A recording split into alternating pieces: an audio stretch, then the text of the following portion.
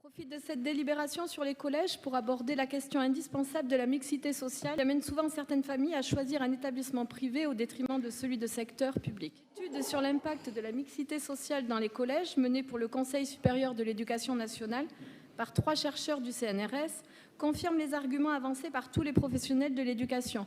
La mixité sociale est un levier de démocratisation scolaire important, d'intégration sociale, de solidarité et d'ouverture aux autres.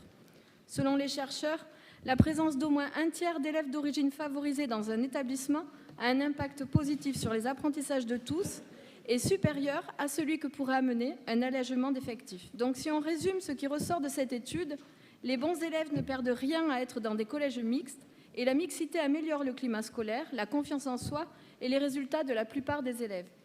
La mixité sociale est un des leviers fondamentaux permettant l'élévation générale du niveau scolaire d'une nation. Alors pourquoi, malgré une ambition politique affichée, des élus, sous la pression de populations souhaitant limiter les effets de la mixité sociale, d'autant plus fortement parce qu'elle constitue un électorat actif, font des choix qui mettent à mal le travail des professionnels du terrain.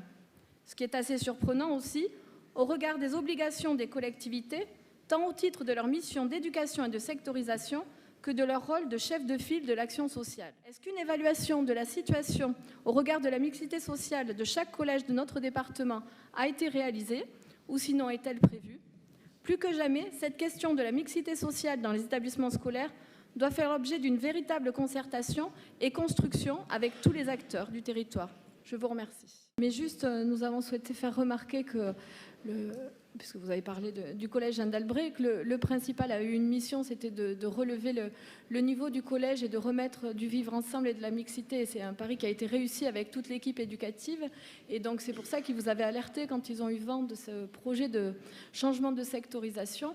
Nous, ce qu'on a proposé, c'est effectivement une double sectorisation, mais vous n'avez pas voulu aller dans ce sens-là, de manière à pouvoir faire un vrai travail de concertation et de construction de la carte scolaire, puisqu'on a conscience effectivement que bon nombre de collèges de l'agglomération sont en surcharge, et donc effectivement veiller à ce que la qualité du vivre ensemble, la mixité, puisse se continuer sur tous les collèges et pas uniquement faire des petits changements à la marge. Donc oui, vous avez parlé de Mourenx, c'est très bien, voilà, mais c'était sur des changements de manière plus globaux, une réflexion plus approfondie sur tous les collèges, voilà, qu'on aurait souhaité, avec tous les partenaires et dont les professionnels qui ont une vraie connaissance du terrain.